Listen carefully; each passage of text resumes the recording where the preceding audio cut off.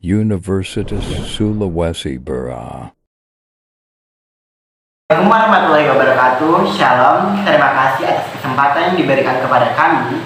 Baiklah, kami dari kelompok 1, yakni saya Muhammad Adnan sebagai moderator, dan rekan-rekan saya yakni Saya Aisyah Farhani. Saya Muhammad Sufyan. Saya Muhammad Fadli. Saya Devita Sri Ayu. Saya Muhammad. Kami akan mempresentasikan hasil kerja kami yang berjudul Cahaya dan Alat Optik. Untuk mengefektifkan waktu, kami akan membahas tentang sifat-sifat cahaya oleh Muhammad Sufyan. Pembahasan pertama, sifat-sifat cahaya oleh Muhammad Sufyan dan Arif Afandi F. Baiklah, saya akan membawakan materi tentang sifat-sifat cahaya. Cahaya adalah salah satu energi yang memiliki gelombang elektromagnetik yang kasat mata dengan panjang gelombang sekitar 380 sampai 750 nm.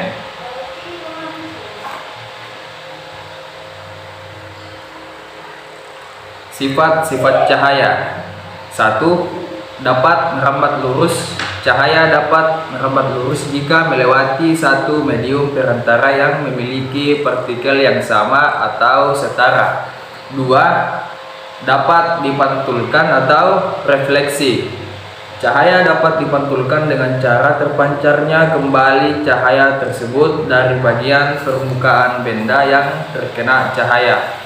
3. Dapat menembus benda bening. Benda yang bersifat bening atau transparan bisa ditembus oleh cahaya. 4. Dapat mengalami interferensi. Cahaya dapat mengalami interferensi, yakni dapat digabungkan dari dua gelombang atau lebih. Cahaya bisa merambat lebih dari satu gelombang karena cahaya termasuk salah satu energi yang kuat. 5. Dapat dibiaskan atau dibelokkan.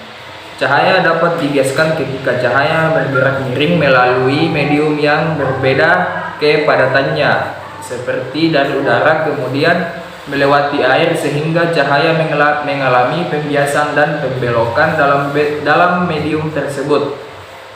6. Dapat diuraikan atau dispersi. Cahaya dapat diuraikan atau dispersi secara alami, contohnya seperti yang terjadi pada pelangi. Oke, saya akan lanjutkan nomor 7. Dapat mengalami diksi atau pelenturan. Cahaya dapat mengalami dispersi atau peneluran pada bidang yang sempit. Gelombang cahaya yang mengalami pelenturan karena merambat ke arah cahaya yang melewati celah sempit. Contoh ya, cahaya yang memiliki sifat diferensi adalah cahaya bisa masuk pada lubang sekecil apapun pada ruangan. 8. Dapat mengalami polarisasi. Cahaya juga dapat mengalami polarisasi, yakni menyerap sebagai arah getaran cahaya sebagai cahaya tersebut dapat kehilangan arah getaran sebagai. 9. Dapat diserap atau absorpsi. Cahaya dapat diserap saat masuk dalam material transparan. Sebagai energi cahaya akan disterilisasi atau berkurang energi panasnya. 10. Memiliki energi. Cahaya tertentu memiliki energi karena dapat merambat pada gelombang tertentu dan memiliki wujud massa meskipun bukan wujud zat, yakni bukan pada zat, cair, dan gas. 11. Dapat merambat tanpa medium. Umum gelombang energi tertentu memerlukan medium untuk merambat, seperti energi bunyi, dan membutuhkan udara agar bisa merambat dan menghasilkan suara. 12. Bersifat dualisme. Cahaya memiliki sifat dualisme karena bisa disebut sebagai gelombang sekalipun sebuah partikel tertentu. Cahaya dapat disebut sebagai sebuah gelombang karena cahaya memiliki panjang gelombang tertentu. Pembahasan kedua tentang penggabungan dan pemisahan warna oleh Muhammad Adnan dan Devita Sri Ayu. Pembahasan selanjutnya mengenai tentang penggabungan warna dalam cahaya. Bisa kita lihat sebagai contoh penggabungan cahaya pelangi. Cahaya matahari adalah cahaya polikromatik terdiri dari banyak warna. Warna putih cahaya matahari sebenarnya adalah gelombang dari berbagai cahaya dengan panjang gelombang yang berbeda-beda.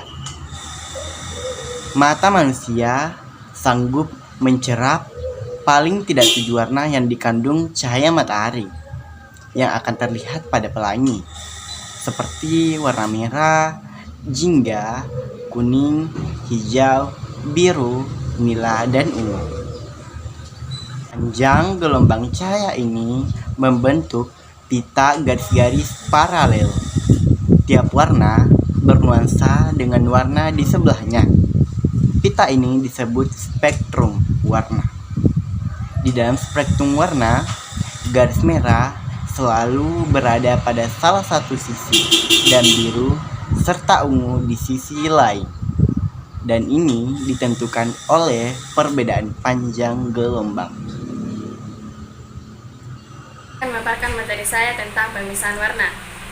Teori warna mengatakan bahwa semua warna dapat diproduksi dengan mencampur warna-warna dasar seperti merah, biru, dan hijau. Contohnya pada televisi. Berwarna diwujudkan dengan cara memisahkan gambar yang akan ditampilkan ke dalam 3 warna dasar, merah, biru, dan hijau, dengan media kaca pemisah 3 warna.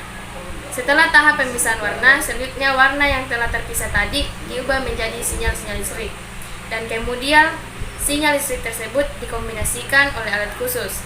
Sinyal yang telah terkombinasikan tadi lalu diterima oleh pesawat penerima atau receiver, untuk kemudian dimasukkan ke dalam CRT atau biasa disebut dengan tabung sinar katode, dan akhirnya gambar dapat ditampilkan di layar televisi.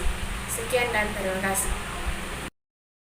Dan pembahasan ketiga, mata, indera penglihatan oleh Aisyah Farhani dan Mufadli. Kami akan menjelaskan materi tentang optik. Mata merupakan penglihatan di mana proses penglihatan ini dibantu oleh beberapa komponen yang merupakan suatu sistem optik adiptik di mana lensa kristalin dapat berubah ketebalannya untuk membentuk fokus cahaya pada retina.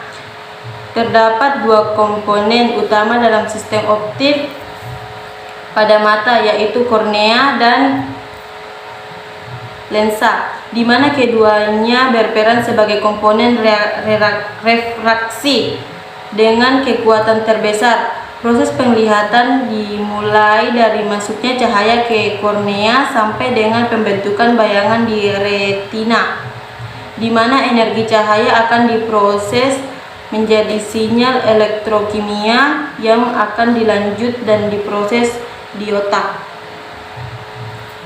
Akan melanjutkan materi ini, yaitu hubungan cahaya dengan penelitian mata. Suatu objek dapat terlihat karena adanya cahaya yang dibantulkan objek itu mengenai mata. Melalui pupil cahaya itu masuk ke dalam mata. Pupil adalah bagian depan bola mata yang berwarna hitam dan bentuk lingkaran. Iris merupakan bagian mata yang berwarna. Pada iris melekat otot-otot halus yang mengatur jumlah sinar yang masuk ke dalam mata. Iris dapat membuka dan menutup, dan dengan demikian pupil kelihatan membesar atau mengecil. Di tempat yang terang, pupil kelihatan kecil, tetapi di tempat gelap, pupil tampak besar. Di belakang pupil terdapat lensa mata berbentuk konveks. Lensa ini membiasakan cahaya masuk ke dalam lensa. Cahaya yang dibiasakan ini akan membentuk bayangan objek di belakang lensa. Bila bayangan ini jatuh pada retina, maka rangsangan ini akan diteruskan ke otak, sehingga orang akan menyadari apa yang dilihatnya. Pembentukan gambar di belakang lensa terbalik, namun otak mengubah bayangan ini sehingga benda kelihatan tetap dekat. Terima kasih.